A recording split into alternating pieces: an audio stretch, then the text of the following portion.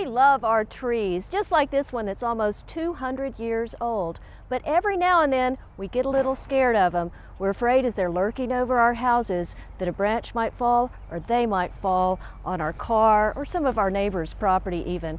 But we have a lot of interesting choices and options to deal with our trees short of cutting them down. I'm here with Dean Glasscock, certified arborist and owner of Arbor Art Tree Service, to talk about tree cabling. So Dean, what is the deal with tree cabling? Well, tree cabling is an alternative to spending lots of money on removing a tree that may not be ready to be removed. Certainly important these days in the urban environment anyhow to preserve every tree we can for all the usual benefits of clean air and ecology. Today we're going to talk about two different styles. We're not using any old school type systems today. We're just going to tell you about the most modern techniques which we only use now. There'll be a dynamic system which allows movement, and the other static system that does not allow movement for more critical trees that are in less health, if you will. Now there are a couple of different situations I understand that you might want to do this. Trees that look like they're sort of grown together, have all kinds of trunks coming out, right. Look like they might be aging. Tell me a little more formally about what those are, what they're called. Well, trees with forks, if you will. They could be 2 to 3 to 4 different main leaders. These are called codominant stems. And what happens normally with codominant stems, a lot of times you're going to have it's a weakly attached wood, what they call included bark. Okay, this is what we call included bark. This is weakly attached wood at the bottom of a fork or crotch, if you will, of a tree. And this is what we are protecting. This is what we don't want to move. In the right wind scenario, this could split apart and cause damage to what we call targets below. When that situation arises, if you like your tree, if it's healthy, but yet it's getting large enough and tall enough that when it sways in the wind, it looks like it may have a little trouble staying together, that's when you call someone like us that's certified in this, that knows how to do it right. We can come out and give you an assessment and tell you if you need a dynamic system that allows the tree to still move but yet won't allow it to come apart, or use a static system that will hold it together. So you're looking for the fork trees to use this in most of the time.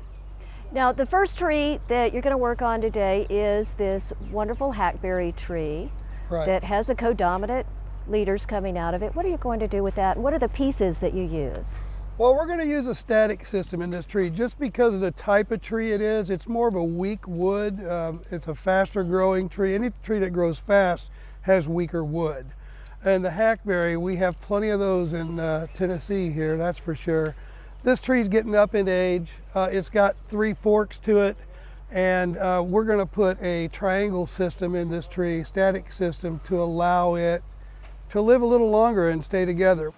So what we'll be using is this high strength 1/4 inch steel cable, which is about 4,200 pounds of tensile strength.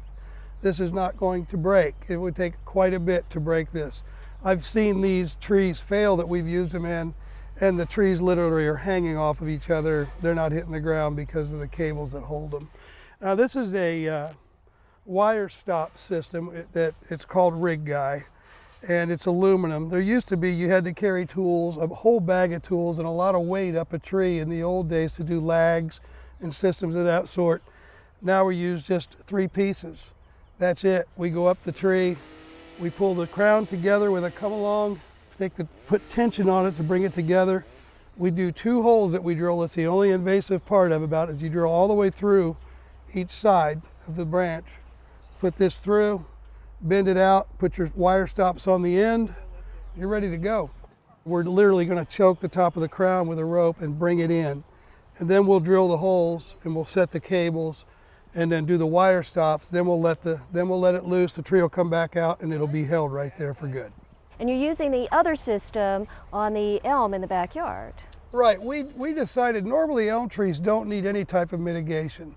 But in this scenario, we had one that was rubbing against a hackberry tree for years and years. And there came up a weak spot in this lateral limb. The customer really liked the tree, didn't want to lose that part. You don't want to make too big of a cut on a tree because they never heal.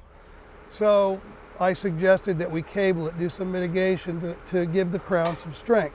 We're going to do a little weight reduction on that limb, but at the same time we've got the static system in place, and today we're going to place a Cobra dynamic system underneath it as sort of a tagline in case the knuckle does break. So it's a preservation use today, and it's a good thing. So. And what are the parts and pieces of that dynamic system that are going to make it move and allow it to move with the tree? This, opposed to the static steel, is this nylon type braided material that is UV resistant. They say last up to 20 to 40 years even. I'm not sure if they last that long, but it's a great system. It's called Cobra. And it's basically this spliced into itself. This is your shock absorber, this large piece of rubber here. And it allows, you can pull to a point. So it's going to allow the tree to move and have some dynamics. And it's important that trees have dynamics for reaction wood. And reaction wood is what the tree grows as it moves in order to strengthen it in any weak position it might have been blown to. So it's really an interesting product, and it's been great for us so far. So we really highly recommend Cobra systems whenever we can put them in. Well, when you go out and look at people's trees, and they're mainly worried about it's going to fall on the house, it's going to fall on the neighbor's house, what are the kind of questions that you're going to ask them, or they should expect to hear from a certified arborist about the choices they might make with that tree? I guess the first thing I always want to know from a client, especially new clients, is how much do you like the tree? Tell me how important it is to you. This day and age, with the economy the way it is, money's tight for a lot of folks, and you want to hang on to a tree that maybe your great-grandpa planted or something, certainly it's worth trying to preserve.